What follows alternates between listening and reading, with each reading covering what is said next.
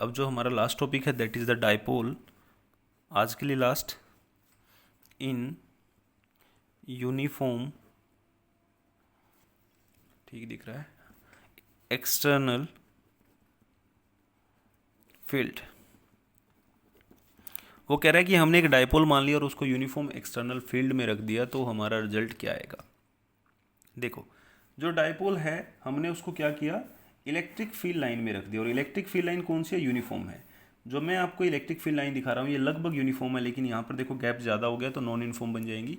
तो गैप अगर इसका बराबर होता है तो उसको हम यूनिफॉर्म कहते हैं। जैसे इनका गैप बराबर सा लग रहा है तो यूनिफॉर्म है, यहाँ पर थोड़ा सा गैप कम ज़्यादा है तो ये नॉन यूनिफॉर्म सा ही काउंट होगा। तो ये हो गया आपका एक इलेक्ट्रिक फील्ड लाइन जो प्लस से निकल के कहाँ जाती है, माइनस की तरफ जाती है। मैंने एक सेंटर मान लिया और इस सेंटर में क्या रख दिया, एक डाइपोल। तो वो डाइपोल मैंने ऐसे रखा, इस पेन की तरह बिल्कुल पैरेलल टू द लाइन। लेकिन जैसे ही मैं इसको रखता हूँ तो ये डाइपोल जो है ये थोड़ा सा ट्विस्ट होना शुरू हो जाता है, यानी कि घूमना शुरू हो जाता है। इसी घूमने को कहते हैं हम टॉर्क। क्या कहते हैं, टॉर्क इन डाइपोल, यानी कि टॉपिक का नाम चेंज हो चुका है। आप इसको टॉर्क इन डाइपोल भी कह सकते हो और dipole in uniform electric field भी कह सकते हो। अब जब आपने ऐसा किया तो डाइपोल रोटेशन में तो आएगा ही आएगा, और जब वो रोटेशन में आएगा तो जाहिर सी बात हम उसकी रोटेशन को भी फोर्स से दिखाएंगे।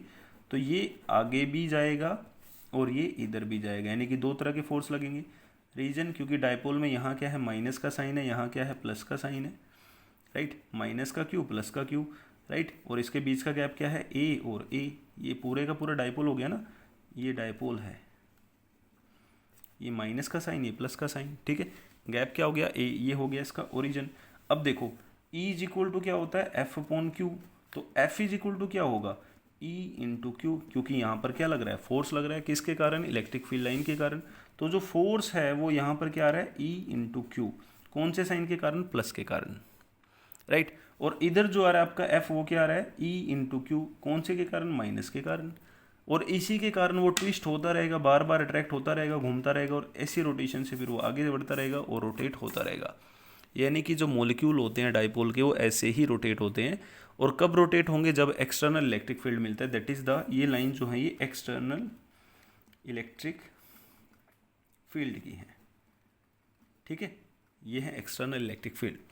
अब हमें यहाँ पर क्या करना है, पी जो है हमने दोनों चार्जेस के लिए दिखा दिया, राइट। तो अब आप इसको मोड में अगर लेके आओगे, क्योंकि ई को मोड में लेते हैं तो सारे का सारा अगर मोड में करते हो तो माइनस साइन भी इसका इग्नोर हो जाएगा, तो दोनों के दोनों प्लस के ही दिखाई देंगे। अब हमें निकालना है टॉर्क। तो टॉर्क का जो फॉर्मूला होता है that is the force into perpendicular distance. ये आपने 11वीं क्लास में पढ़ा था।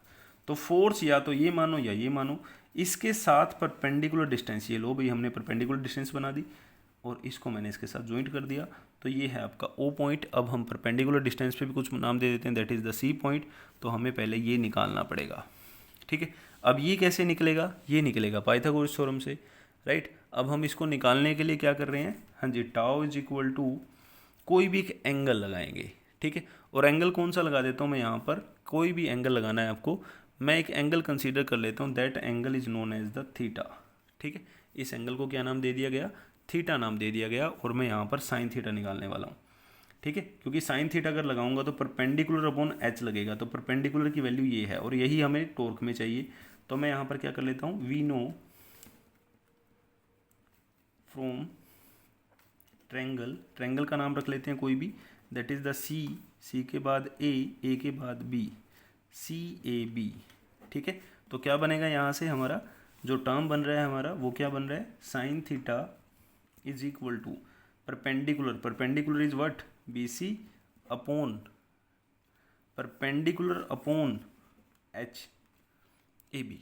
तो यहाँ पर परपेंडिकुलर क्या है, बी सी जो हमें निकालना था, और ए बी की वैल्यू कितनी है, 2a। तो हमारा जो बी सी आ जाता है वो कितना आ रहा है, 2a साइन थीटा आ रहा है, ठीक है। अब लगाते हैं फॉर्मूला, फोर्स, फोर्स का फॉर्मूला क्या हुआ, E Q into perpendicular distance. E Q के परपेंडिकुलर डिस्टेंस कौन सी है, बी सी, और बी सी हमने अभी निकाली है, राइट। तो अब अगर इसको हम आगे बढ़े लेकर तो क्या बनेगा, tau is equal to E Q, right. E Q ही थी हमारी वैल्यू ये, राइट, या क्यू ई थी या ई क्यू मान लो जो भी है, इनटू में क्या आना है, बी सी, और बी सी की वैल्यू क्या है, 2a साइन थीटा। अब देखो भावनाओं को समझ चुके होंगे, ई क्यू इंटू टू ए किसके बराबर होता है, पी साइन थीटा के। तो ये क्या बन जाएगा हमारा, टोर्क बन जाएगा। ठीक है, यानी कि जो टोर्क का हमारा फॉर्मूला आ रहा है tau is equal to that is the P E sine theta. लेकिन जब भी साइन थीटा आता है तो वेक्टर साइन नहीं लगते, इस बात का ध्यान रहे। तो यह बनेगा P vector cross E vector. ठीक है, अब आपको क्या करना है, इसके स्पेशल केस लगाने हैं। तो स्पेशल केस कैसे लगेंगे, when sine theta equal to 0, sine theta equal to 90, right, और sine theta equal to 180 degree.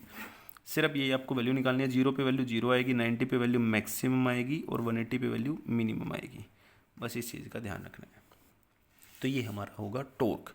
इसके भी आपको स्पेशल केस खुद करने हैं। तो आज हम अपने लेक्चर को यहीं स्टॉप कर रहे हैं, राइट, और नेक्स्ट डे जो है इसके कुछ न्यूमेरिकल करेंगे। यहाँ तक अपनी कॉपी कंप्लीट कर लेना। फिर भी कोई डाउट है, आज आपको डाउट आ सकते हैं, वो पूछ लेना मेरे से। Thank you.